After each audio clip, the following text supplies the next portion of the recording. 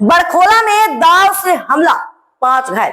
बड़खोला नारायण छोड़ा चाय बागान में 28 वर्षीय खुकन बावड़ी ने बुधवार दोपहर दाव से हमला कर 5 लोगों को घायल किया। प्रीतम व मोहन बावड़ी, रूमी व सुशन भूमिज और दिलीप साहू पर वार किए गए। मोहन व दिलीप की हालत गंभीर है, जिन्हें शिलांग मेडिकल कॉलेज रेफर किया गया। घटना के बाद क्षेत्र में तनाव है, पुलिस जांच में जुटी। কোন জায়গা হয়েছিল? ঘটনাটা নারায়ণছড়া চা বাগান।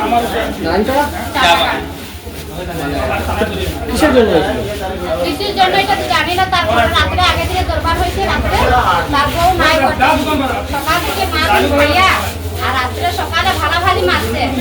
যে এখন বেশি অ্যাক্সিডেন্ট বর্তমানে মোহন বাউরি তার ছেলেরা মারছে, তার ছেলেরা বাঁচানিস কইছি আমার কই গরু গায়ের দড়ি কাটি দিছে।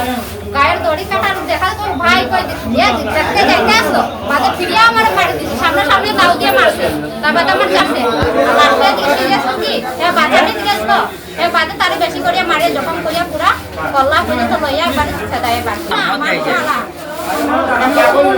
মুলয় মার্ডারি 4-5 জায়গা মার্ডার করছে। আস্তা চন্নপুর ইয়াসা জায়গা টাকা পয়সা নাই খাদাইছে তারে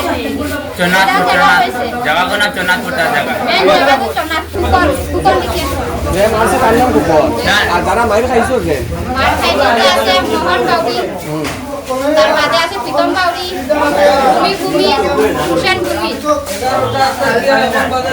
আর বালকিয়া ঘটনা এখন কেম করছে বালাতলা 5 মিত্রে 5 জনরে মারছে। এমন মানে মারাত্মক মারছে যেটা মানে বাঁচার মতো কোনো সম্ভব না। এটা উপরওয়ালার কাছে দোকান কিটা আছে, দোকান দাবি কিটা দাবি কি এখন আমরা তারা খুব মানে শাস্তি হইতো, মানে যে জীবন যাবর লাগে না, কোনোদিনও যেন বাইরে হতে পারে না। অনেক জায়গা করছে, আমরাও করছে, আগের দিন আরো তো অন্য মাছরাও করতে পারে। তার জন্য যেন যেমন তার ফাঁসিও হোক, তাই